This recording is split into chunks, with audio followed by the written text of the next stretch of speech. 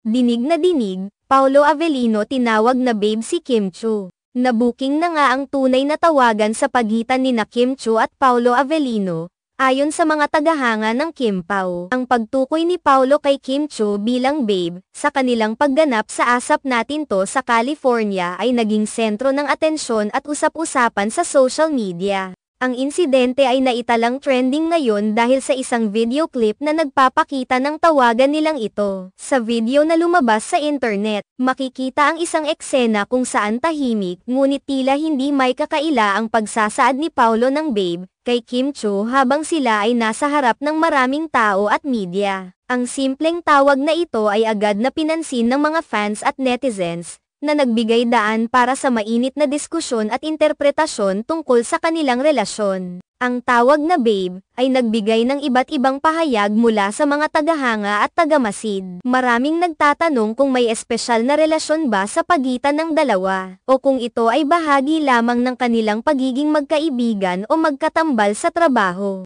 Ang pangyayari ay nagdulot ng maraming haka-haka, na sinubukan ng mga fans na pagtuunan ng pansin sa pamamagitan ng mga social media posts, comments, at mga discussion forums. Hindi may kakaila na ang popularidad ng Kim Pao Love Team ay tumataas sa bawat paglabas nila sa publiko, kaya't ang mga ganitong maliit na detalye ay agad na nagiging malaking usapan. Ang tawag ni Paolo kay Kim bilang babe ay nagbigay inspirasyon sa iba pang fans na magbigay ng kani-kanilang opinyon tungkol sa totoong kalagayan ng kanilang relasyon.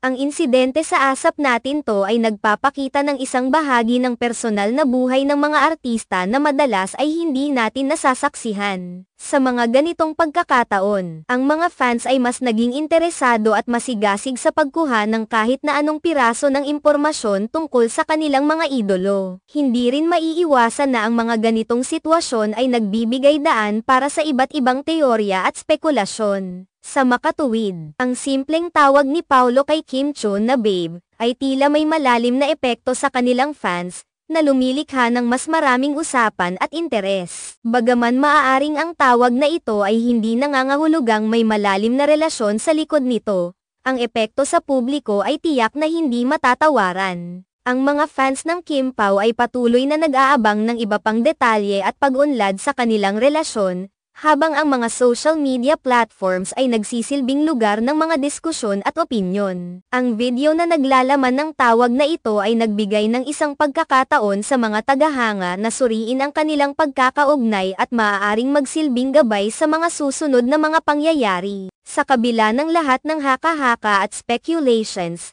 ang pangunahing layunin ay ang makakuha ng kasiyahan at kasagutan mula sa mga paboritong artista. Sa ganitong paraan, ang personal na buhay ng mga sikat na personalidad ay patuloy na nagiging sentro ng pansin at nagbibigay aliw sa kanilang mga taga-suporta.